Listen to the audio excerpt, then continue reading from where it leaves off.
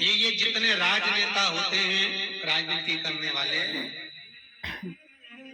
Ticket मिलेगा नहीं मिलेगा, टिकट मिलेगा नहीं मिलेगा, उस मझधार में पड़े रहते हैं। शिव महापुराण की कथा कहती है वो भस्म विजेता को प्रदान करती है। आपको किसी से नहीं करना, किसी के हाथ नहीं जोड़ना, केवल वो भस्म का तिलक लगाकर जिससे आपका काम निकलना है उसके सामने पहुंच जाए, आपको सुख अनुभव हो जाए, कार्य सिद्ध। तो भस्म इतनी प्रबल हो, 3 जगह की भस्म। दूसरी भस्म महाराज प्रदोष के समय पर, प्रदोष काल में,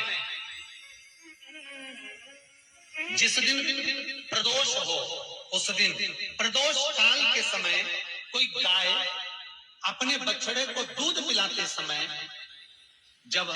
पोटा कर दे, गाय गोबर कर दे, उस गोबर को हाथ नहीं लगाना है, उसी स्थान पर सूखने देना है। जब वो गोबर सूख जाए उसको उठाकर जलाकर उसकी भस्म तैयार कर ली जाए। किसी भी प्रदोष उस भस्म की राख तैयार कर शंकर भगवान को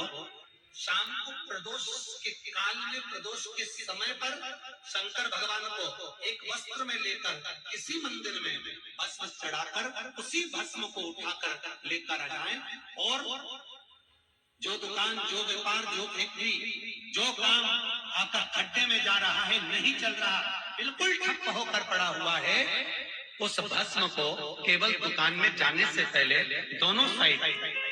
दाता और विधाता का नाम लेकर चढ़ा दी जाए और अंदर प्रवेश कर दिया जाए। अगर कितनी भी खड्डे में फैक्ट्री जा रही होगी वो अव्वल में चलना प्रारंभ हो जाएगी। उस भस्म का किसी मंदिर में मूर्ति को प्राण दिए जा रहे हैं, प्राण प्रतिष्ठा हो रही है, मूर्ति स्थापित हो रही है, और वहां जो यज्ञ हुआ उस यज्ञ के बाद में पूर्ण विराम पर यज्ञ देवता को एक वस्त्र ओढ़ाया जाता है,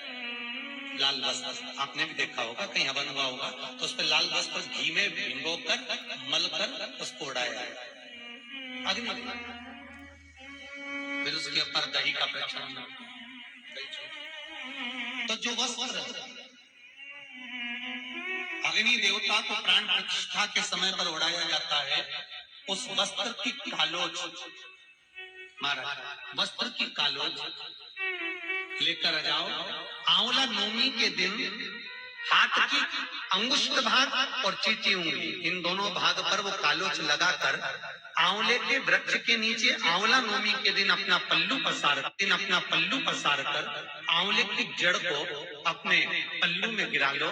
और